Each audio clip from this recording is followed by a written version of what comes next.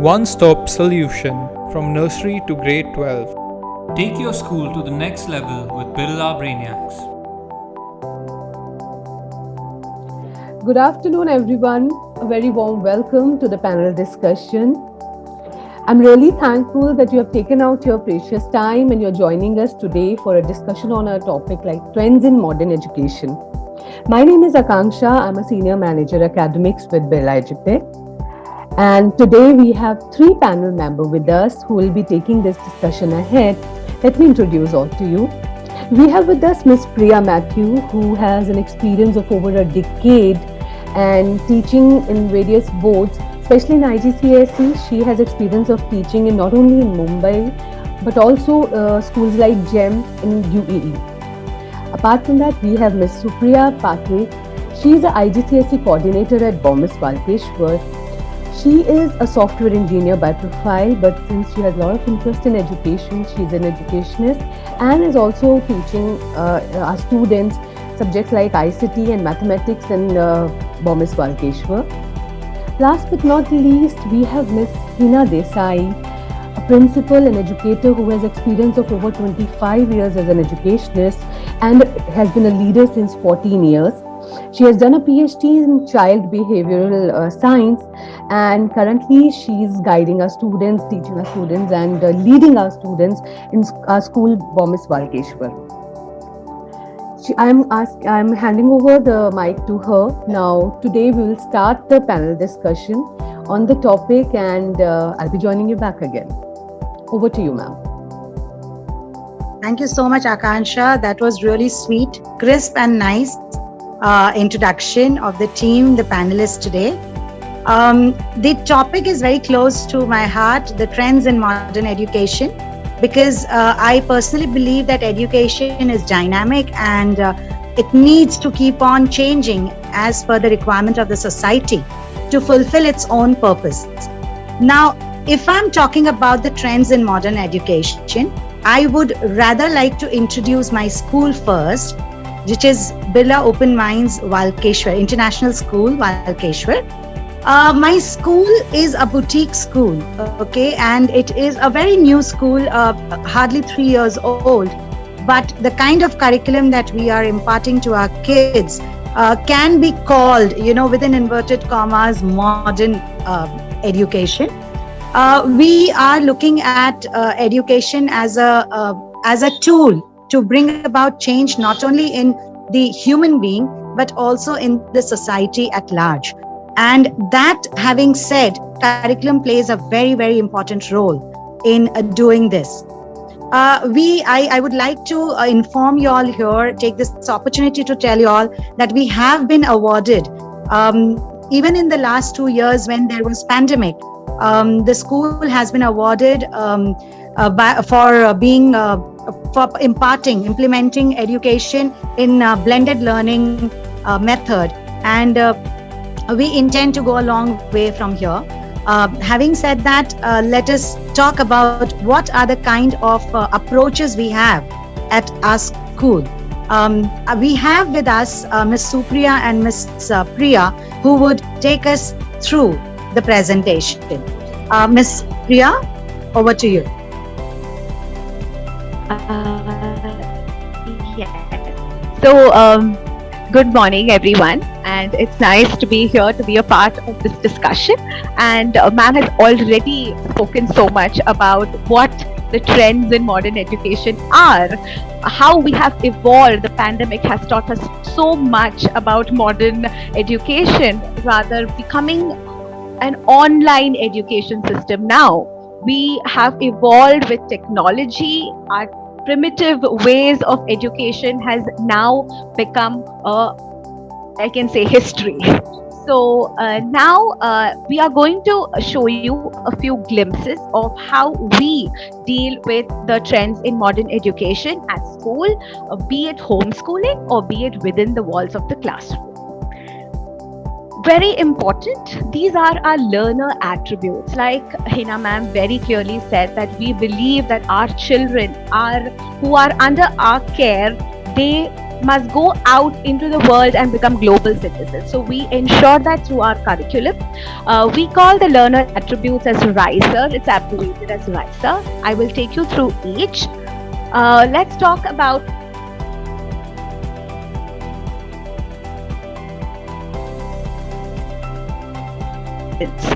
they are responsible for their own learning. They set their own targets and they devise methods to achieve their goals. In this, the responsibility of the teacher is just to be a facilitator and not a dictator. And these learners that we have today, we have mentored them so that they can go out to be responsible citizens who are very much aware of their responsibility towards others around them as well as the environment. Our curriculum today focuses also a lot on environment studies, being very close to nature so that we can protect it for our coming generations. The I stands for being innovative. Our lessons are designed in such a way it gives our students an opportunity to be creative, to be resourceful and imaginative, making them innovative citizens of tomorrow. C stands for confidence. Our children are confident, they are trained so that they can communicate their views and opinions, debate with others, and also respect the views that others have to contribute. The E stands for engage. The curriculum also designs the lessons in such a way that our learners are engaged both intellectually as well as socially. They learn to deal with the activities both independently as well as work as a team in group, which develops their critical thinking skill and also team building skills, which makes them we can say that they become more confident when they go out both professionally as well as personally. The R, that is the end, which is last but very, very important, is being reflective. Even as teachers, the Cambridge teachers are very, very reflective like their students. So we teach the students to be reflective. The students are very much aware of themselves as learners. They reflect on the work that they have produced. They evaluate their standing in the class. They evaluate themselves. They evaluate their peers, and they understand how much of learning has taken place.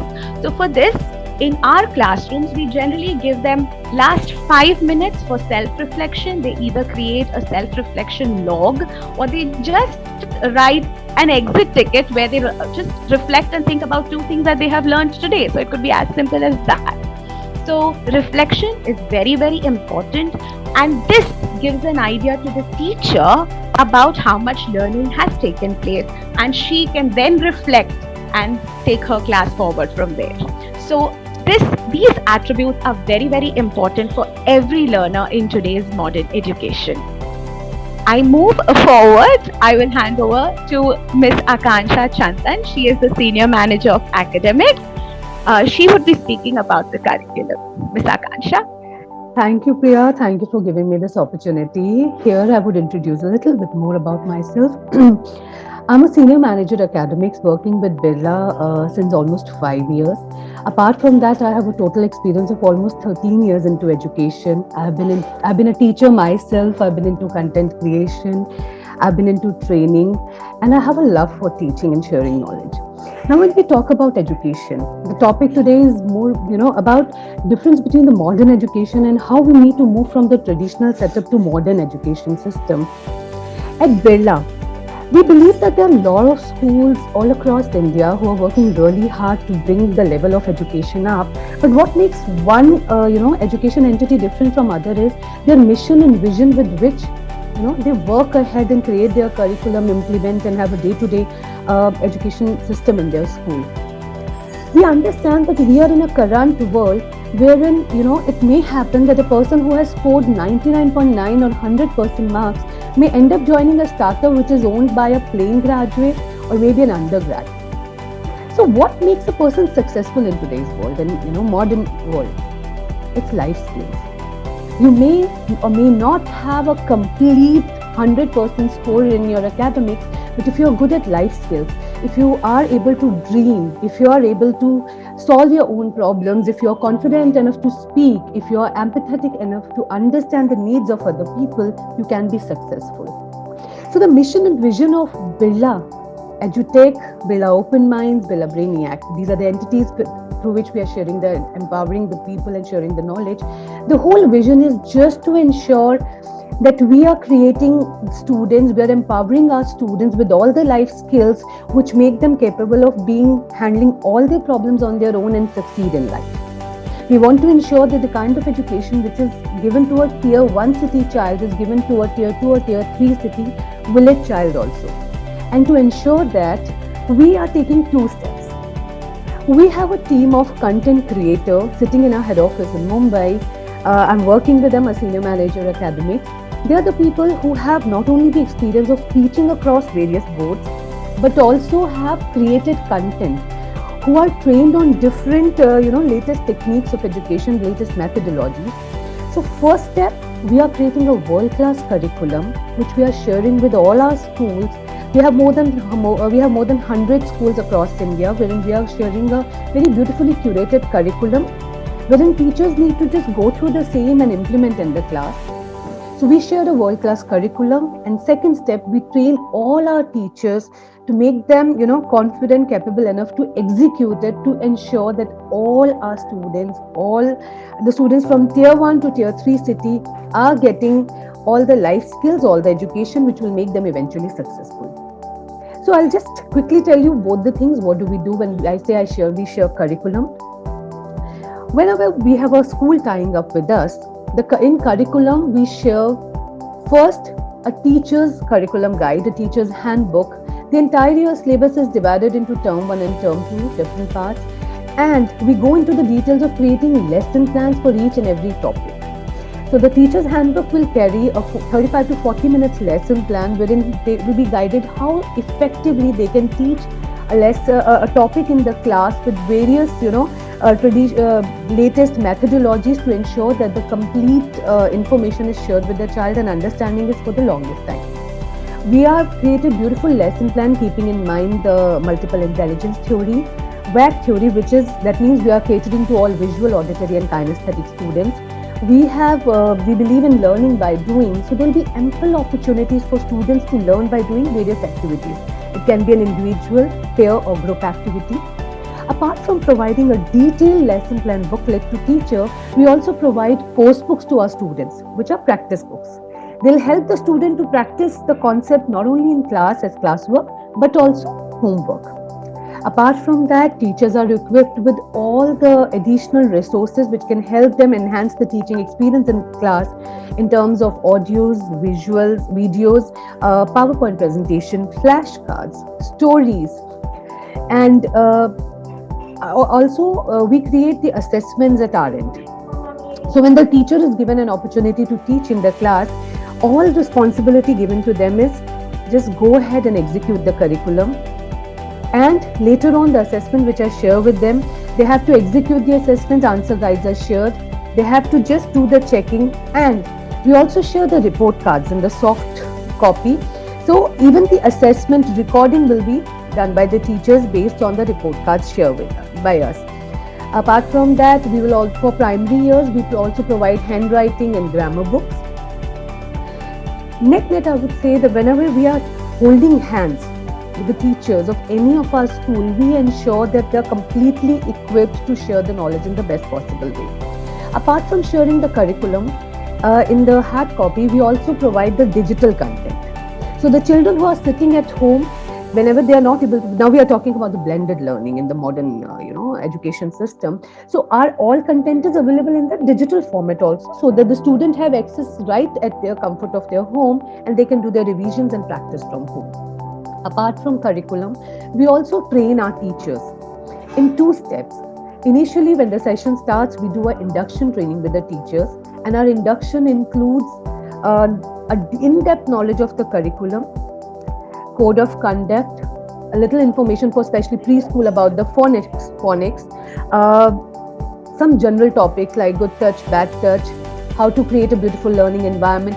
We have very beautiful learning modules created by our training team.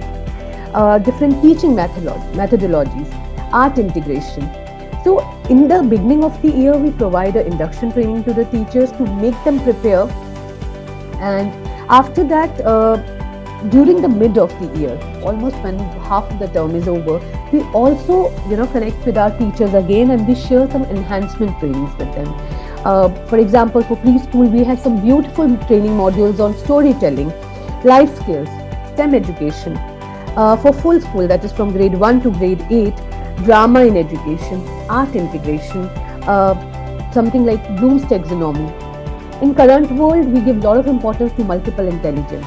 From preschool up to grade 8, all the teachers are equipped about the multiple intelligence theory. In our lesson plans also, we believe in the day-to-day,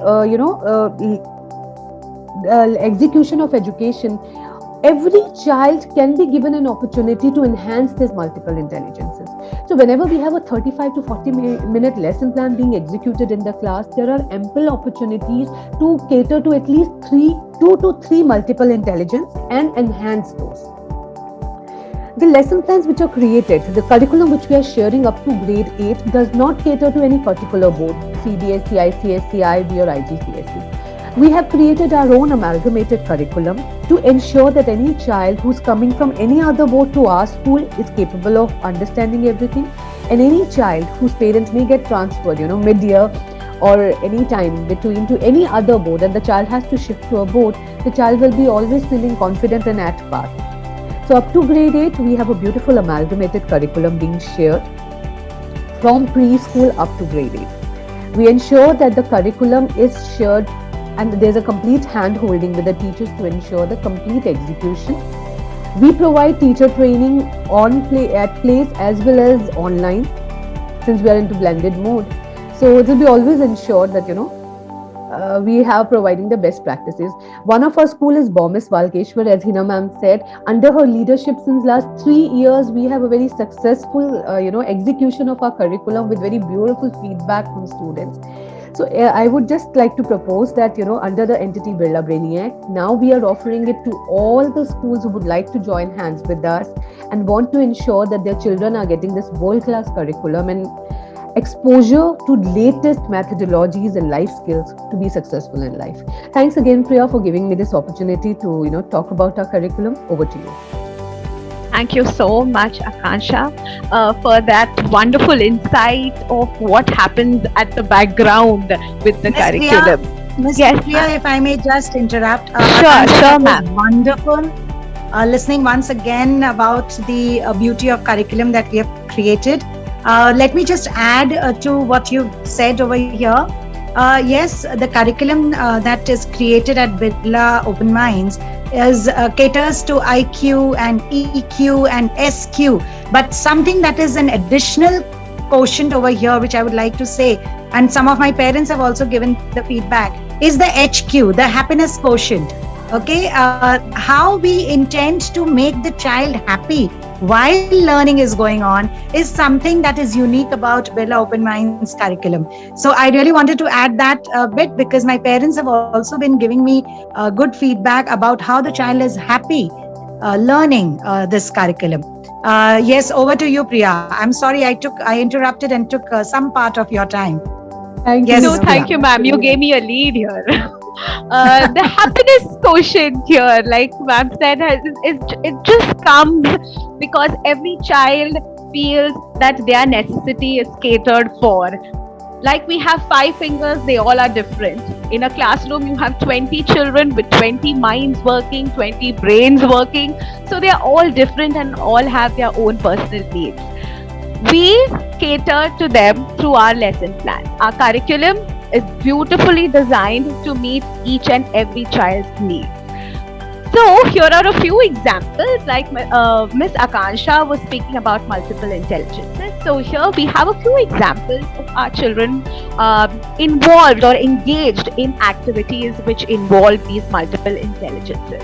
So I'll just give you a little bit of brief on what happens or what are the different activities that we involve our children in so that their needs are catered to. So let's start with the visual smart or the picture smart children who are visual learners. They learn a lot through pictures, through videos, through diagrams, through models, through GIFs, like we have nowadays in that's the new trend.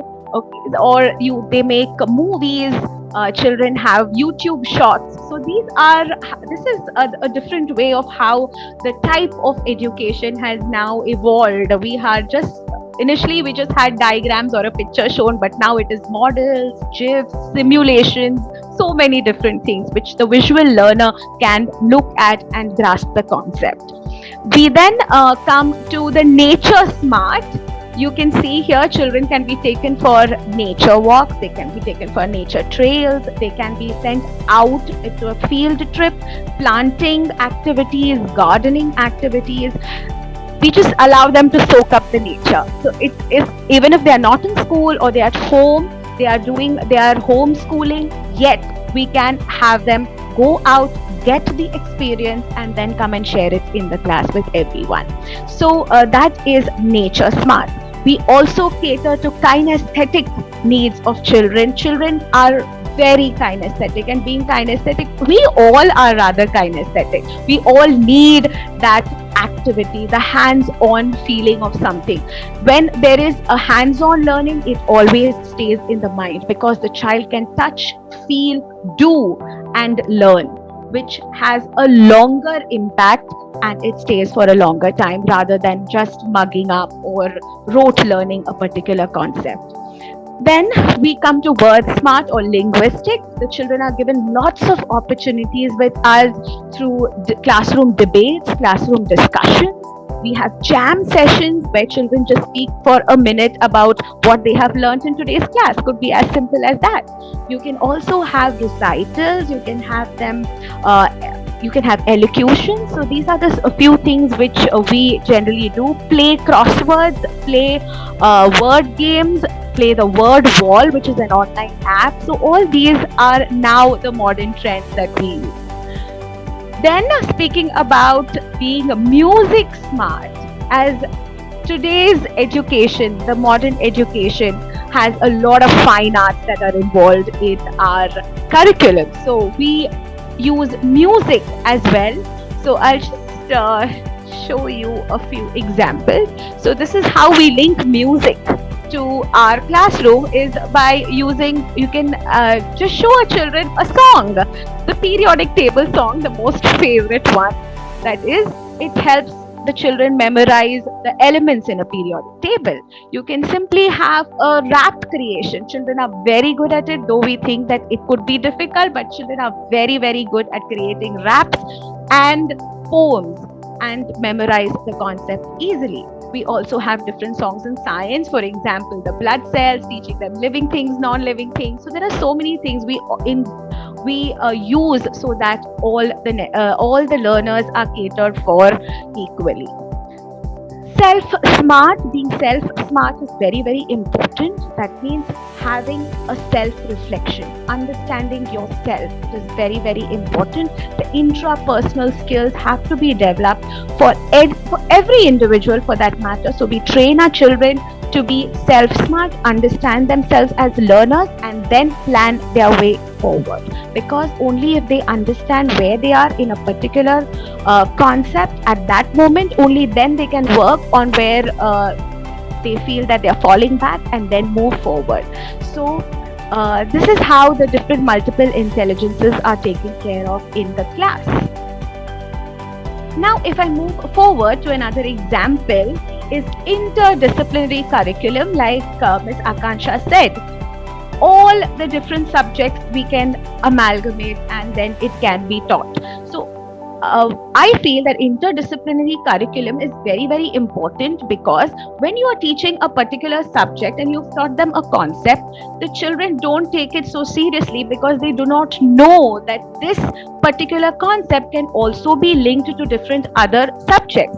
Only when they understand how the different subjects are related to this particular concept, they gain more interest, or they understand the seriousness of learning that particular concept.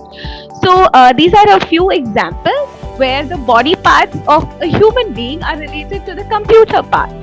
So this is known concept, which is the body parts. Every child knows their own body parts. So it is helping to take the children from a known concept to an unknown concept. So it helps them to relate and understand the concept of the computer part, how the computer parts are, what are the input devices, what are the output devices, same like your eyes, your brain, your mouth. So this is how we use interdisciplinary links to ensure that the concepts are reaching the children correctly. Another example would be for science. I'm a science teacher, so I will be a little bit inclined towards science all the time. So in science, the best way to bring cross-curricular link or interdisciplinary link could be using STEAM, or some say STEM. They avoid the art part, but I am a little bit aesthetic, so I really like art in my work. So STEM or STEAM has science as the core concept. We use the science concept and we use the technology, we use engineering, we use art and math blended in science, so that the concept is developed to a higher level.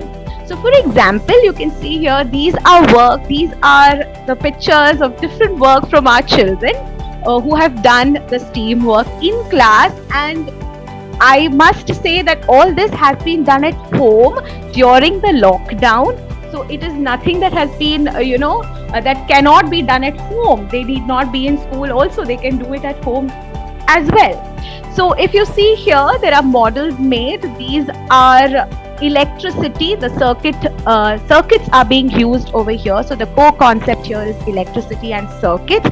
The children have made models. You can see a Ferris wheel here, and this is a turbine motored boat. So they have used here the technology for research, and they have used their engineering skills to build the model, where the core concept still stays in science. You have here engineering. When we talk about engineering, we have model making of any sort. You can see even a simple aeroplane that is made needs dimensions to be calculated, which is math. It needs engineering skills to build. You can see here children have built 2 different designs of seeds which can travel different distances, and they have compared their seeds. They have compared which seed can travel better. So this is a method of seed dispersal. So this is how we involve our children not only in science but also in engineering. Technology plays a very important part in today's modern education. So children use a lot of their research skills to do any activity. We also use the technology for assessment by using different applications. Children use online simulations. Now simulation labs are excellent for the online sessions, because children don't get to come to school, they cannot go to the lab, so they need not be disappointed. There are online simulations. We use online simulation so that the child gets the real feel of the lab even at home. So this is how we have involved technology in our education. Art, whenever it comes to art and craft, we can involve it in science, so that it helps the children. It helps them enjoy the work that they are doing. You can see t-shirt painting used as a formative assessment over here for learning, for understanding how much of learning has happened with the organ systems. You can see natural and man-made material door hangings, a snowman over here, and you can see 3D models of habitats that are made. So maths again is a part of everything. We have maths with graphical representations, you have statistical data analysis. All this involves mathematics. So that is how we ensure that our children are not only focusing on one particular subject, but every aspect of it is coming together in one core concept. So this is how the modern education works at our end. Again, mnemonics. M over here can be replaced for music or mnemonics, and E can be replaced for English also, where you can have creative writing or you can have comic strip creation and all that, even in science. Okay. This was supposed to be, Miss Supriya is here. I will hand it over to Miss Supriya to give us a glimpse on how ICT uses the modern trends in education for our children. Miss Supriya?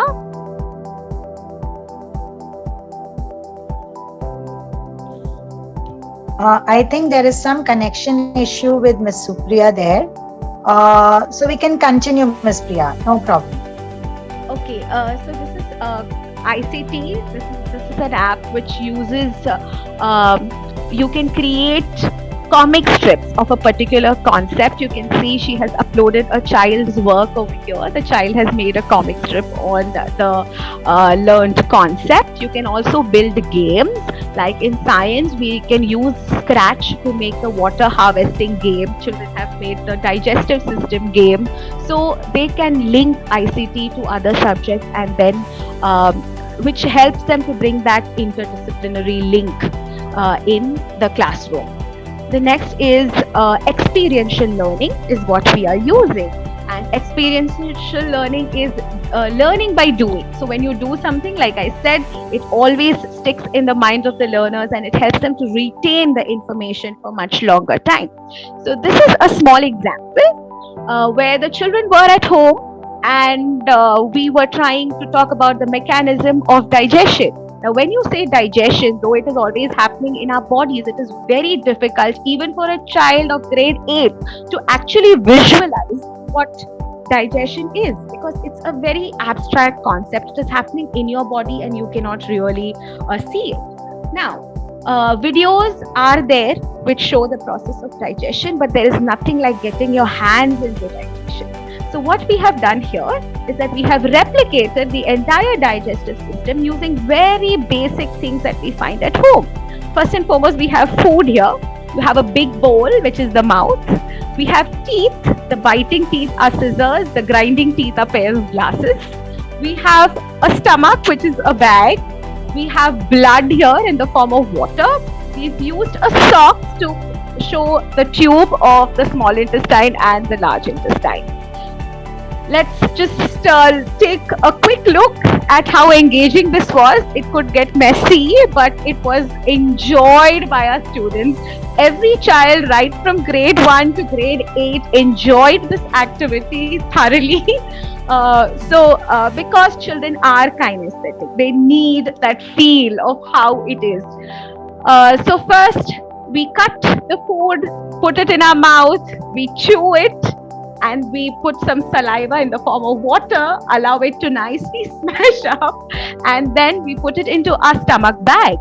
In the stomach bag, we have shown that there are acids present, so we added vinegar. We also put digestive juices in the form of any juice. It could be orange juice or whichever juice is available at home. You could also add Pepsi to show the presence of pepsin in the stomach. And then the churning of the food in the stomach, enjoyed by children. They smashed the food in that stomach and finally got a paste. This paste was then transferred into the intestine, and we added a few more bile juices, pancreatic juices in the form of water, and then finally we dipped it in the blood. Now this, out of my experience, what I felt is that children never understand what absorption of nutrients are into the blood. They never understand that. So this was very easily understood. When they dipped that sock with the paste into the water, they saw that the water became turbid, which was very clear that this is how through the membrane of your intestines the nutrients are being absorbed into the blood. And this, I had many students saying that, Miss, I now understood that this is how it happens, and that stays in their mind. And once you squeeze out everything in the large intestine, you're literally squeezing, and then finally they cut the sock out, and whatever remainance that they had was undigested food, which was left out as excretion. So the entire process, the children put their hands into it, enjoyed the process. A child of grade 1 was also able to narrate the process of respiration, digestion very easily after doing this experiment. This can be done for students of grade 1 to grade 8 as well. I mean, right from primary to middle school. In the smaller grades, probably you could just use this to teach the children the process of digestion, just introduce them to the parts of the digestive system. As you go higher, we can slowly move into enzymes, and then finally it can also go to a little bit of higher order thinking, where you can ask them what would happen if a person had a gallbladder removed. How would that affect digestion? What would happen if the person has a lot of acidity? What about diabetes patients? What about the importance of fiber in the diet? Because you see, some children would put leafy vegetables and all and try smashing, and at the end, when they cut it out, they could see just the strands of fiber, which shows us how important fiber is in our diet. It adds bulk to our food and improves digestion. So this is a wonderful activity which you can take it to different levels for different children. Finally, we are here with inquiry-based learning and collaboration. Now, collaboration is very important. In a classroom setup, it is easy to have collaboration, but collaboration amongst children who are not in physically with you but online, we have tried to achieve that as well. So, inquiry-based learning is again where children collaborate, they discuss about the different issues, they come up with questions and they investigate, find out solutions, again collaborate their results and then present it in front of the classroom. So this was a small thing that I had done. This was investigating plant growth or investigating the factors that affect seed germination as well as plant growth. So I used my Padlet where the teacher was just a facilitator. I have just, you can see that it's just the requirements. There is a procedure, a video with the procedure and how to move forward. And then it was a complete student-led classroom where the children were performing their own experiment, subjecting their seeds to different conditions, clicking pictures, observing every day, identifying what are the conditions that are required for optimum seed germination and for plant growth. This was a wonderful activity. We collaborated using a Padlet. The children were helping each other through the Padlet. If somebody said that my seeds died, there was somebody else who said, oh, you could try this, maybe you have too much water. So it was collaboration, though physically not present. The children were always collaborating on the Padlet, and this was a wonderful experience.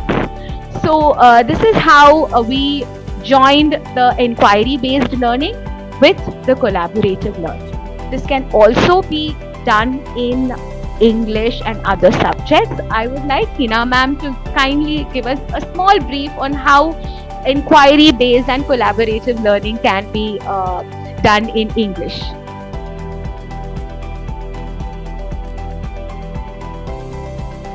Ma'am, you're on mute, ma'am.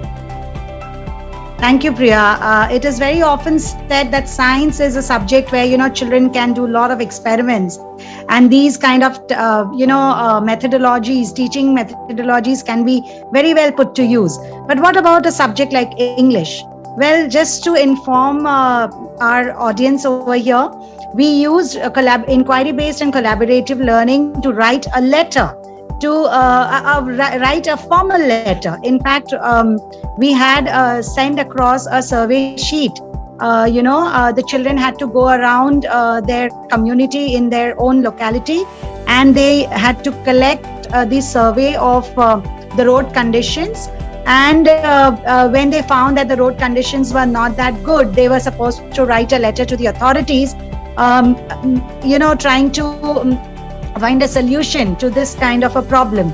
So they took the survey, they actually sat in the community hall and discussed the problem at hand, what were the problems that the people were facing because of the issues with roads, because there was a lot of construction happening in that area, and there was a lot of traffic jam, and that is the area of Kemp's Corner.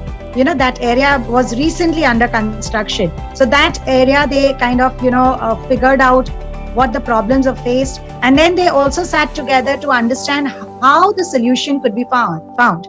And then finally, when they jotted down their ideas of problems and solutions, they wrote a letter to the authorities saying that the road construction should be it should be quickened, one, and second, the problem of the people should be taken into consideration and a solution should be sought.